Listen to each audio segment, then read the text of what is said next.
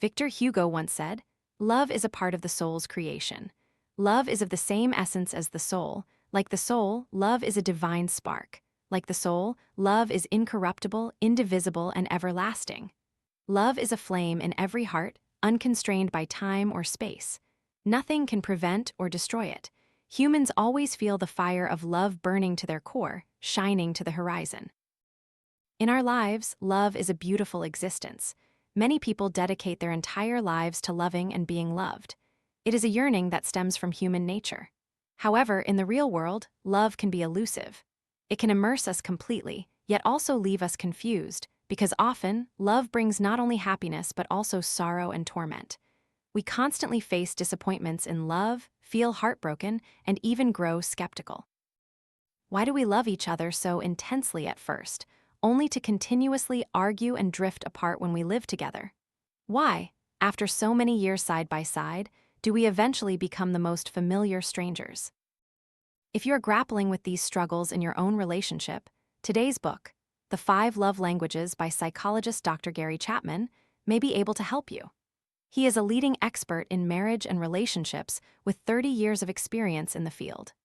Dr. Chapman tells us that one of the main reasons two people in love grow distant and develop cracks in their relationship is that you may not be expressing love in a way your partner can understand. You haven't fully grasped the language of love and only speak what you want to say, express what you want to do. If you can understand the 5 important languages of love and know which language your partner prefers to communicate in, it will help you develop intimacy, resolve conflicts in love and marriage, and thus live happily and authentically with your partner. Is romantic love truly eternal? In the euphoric phase of love, it's an enchanting state. We devote all our thoughts to each other, constantly longing to talk, meet, and spend time together. Those in love dream of happiness and marriage, believing that despite differences, they can face challenges together, achieve mutual understanding, and that they will never be like those conflicted couples who constantly quarrel and torment each other. However, we often quickly realize that this idealized love rapidly shatters upon entering marriage or a long-term relationship. We begin to notice that our partner is not perfect. In fact, there are many aspects we cannot tolerate. We start to feel dissatisfied, demanding that our partner change, and instead of communicating, arguments erupt continuously. Before long, we feel our affection fade, and the relationship becomes difficult to sustain. One psychologist conducted a long-term study on the phenomenon of love and concluded that a passionate, romantic love typically lasts only about 2 years. If it's a secret affair, it might last a little longer. Humans are inherently selfish creatures. Although we learn to care about others' feelings as we grow, few can be entirely altruistic. Fundamentally, we always have our own views and positions, paying more attention to our own thoughts and needs. So, eventually, no matter what, after the initial passionate experiences, your attention will return to yourself, and conflicts with your partner will begin to arise. In these conflicts, we feel we are not truly loved, leading to anger, sadness, disappointment, and an increasing distance from our partner. So the question arises, if the passionate experience of new love is destined to end, must the outcome of romantic love ultimately be tragic? Is marriage the tomb of love? The answer here is no. Because, in reality, when the passionate experience ends, that is precisely when true love has the opportunity to develop. However, true love requires effort and discipline. That's why not everyone knows how to truly love another. This is a conscious choice to invest time and energy to bring benefit and growth to your partner. When we see our partner become better thanks to our care, we feel a deep satisfaction, a satisfaction that comes from true love. Today's book, The 5 Love Languages *, is not about romantic gestures. Its core purpose is to teach us how to truly love with both will and heart, building a lasting, stable relationship with utmost sincerity. The first love language is ** words of affirmation. When two people become overly familiar with each other, the most common thing heard is often complaints. Complaints when a partner promises to do something but postpones it indefinitely. Complaints when they make a mistake. Complaints when they don't care about or pay attention to your emotional needs. In such moments, you may not have ill intent, but the way it's expressed through words can unintentionally become harsh, leading to resentment or arguments.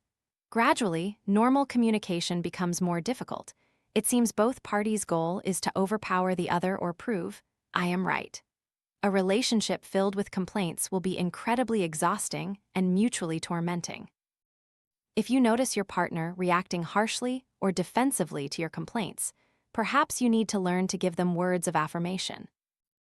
Words of affirmation are positive and constructive expressions, including praise, encouragement, forgiveness, and gentle words. First, to express more praise, we need to focus on our partner's strengths. For example, when your partner does something for you, don't take it for granted and don't be shy about saying thank you.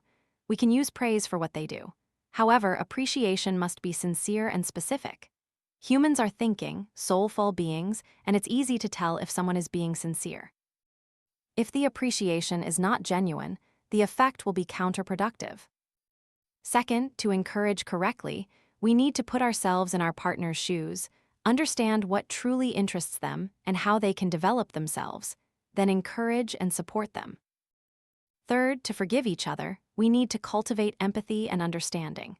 When the other person makes a mistake, instead of dwelling on past errors or using resentful, attacking words that further hurt both, consider it a valuable lesson to build a better future together. You can gently offer advice or suggest ways to improve instead of imposing or dictating. Because happiness is a choice, and everyone has the right to their own choice. If you think that criticism helps your partner improve or that relationships will become more stable, in reality, that's how you're trying to control and mold the other person to your desires. True love is not about imposition, but stems from altruism, from the desire to bring genuine happiness to the one you love. A simple truth is that when we hear words of affirmation, we often feel more motivated to do good things for each other. So, don't hesitate to give compliments, words of encouragement, and gentleness to your partner. However, don't turn words of affirmation into a tool to manipulate your partner. A positive affirmation must be built on sincerity, based on what you truly observe and appreciate in them. Put yourself in their position to feel, understand, and truly appreciate the efforts they have made for you. Next is the love language of quality time asterisk. Quality time means periods when you can wholeheartedly engage in activities your partner enjoys and focus your complete attention on them when you are together. This does not mean merely being in the same room, watching a movie, or eating a meal together is enough. Your attention must be directed toward your partner, whether you are talking, eating, or walking, without being distracted by other things. For example, you know your partner loves hiking, and you volunteer to go with them. But the important thing here is not about conquering the peak or just being present. It's about how you enjoy every second, every minute together. Pay attention to their feelings during the process, viewing this as an opportunity to share a meaningful part of life together, and realize that this moment is creating a deeper bond between the two of you. Only then can you fully focus on the present, on the time spent with that person. So, when do we need to create quality time moments? It's when you realize you've let time pass without truly giving your partner those complete moments. Perhaps you've been too busy, or even if you see each other every day, the relationship lacks connection. When your partner needs your presence, this is the time to actively express love. Start by paying attention to your partner's interests.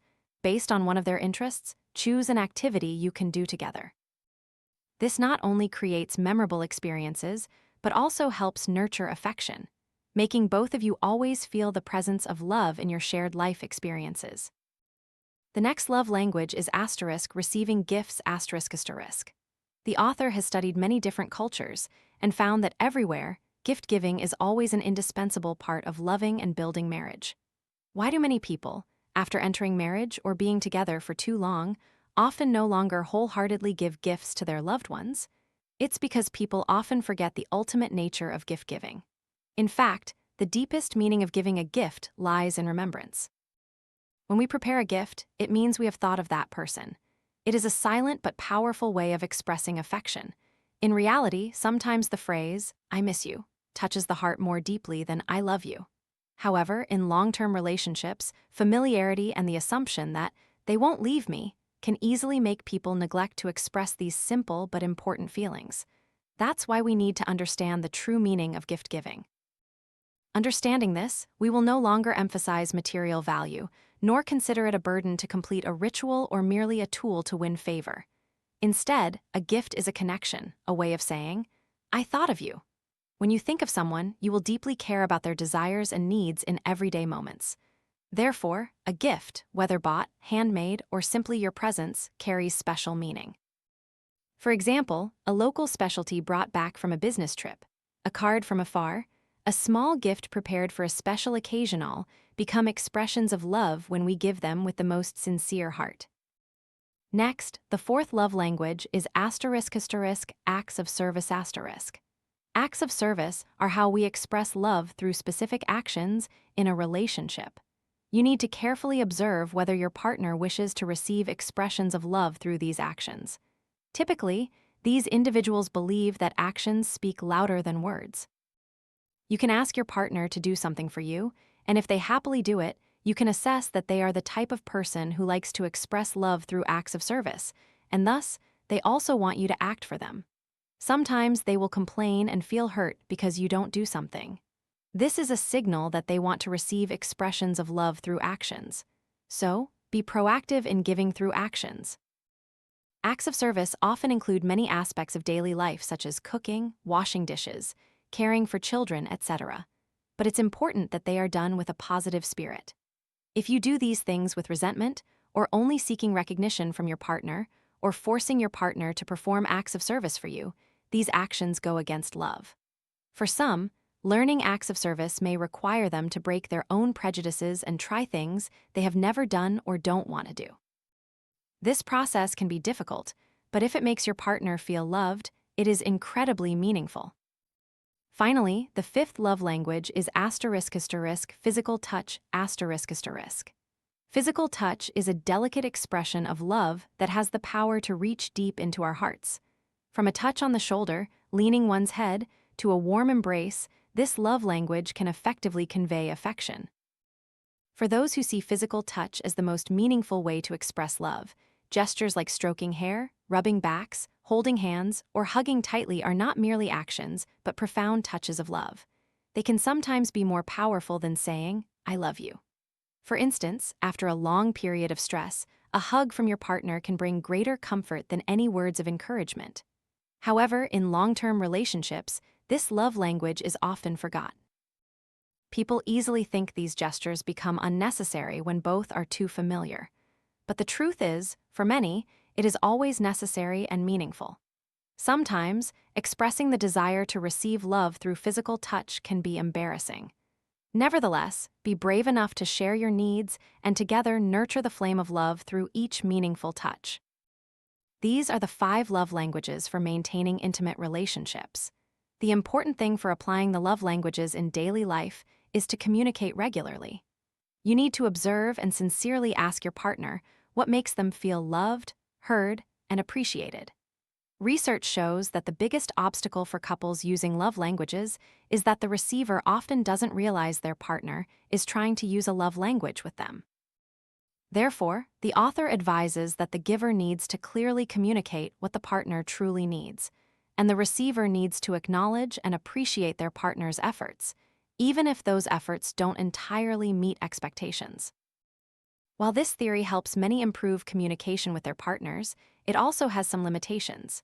For example, some people easily abuse love languages, turning the practice into a competition, comparing how many times their partner expresses a love language compared to themselves. This can make the relationship stressful, or some people turn love languages into a tool to control and manipulate the other. Furthermore, you can continue to express love in your own way, and this is not wrong. The most important thing is still your sincerity. These theories can be useful tools to help you build a healthy, happy relationship. However, I believe the key to genuinely and sincerely expressing love languages in the way your partner desires is that, first and foremost, you must feel safe and satisfied within yourself.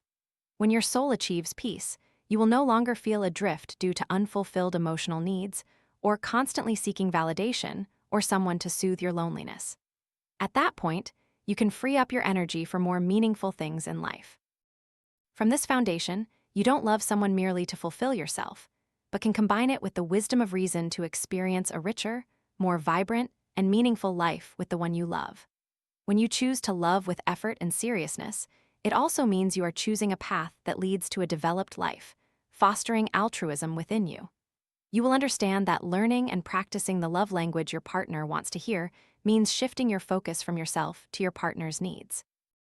This is also one of the ways to enhance personal growth because it will help you step out of your comfort zone, doing things your ego previously resisted. This change will not only make your partner feel cared for and appreciated, but also help you find deep meaning and true sincerity in love.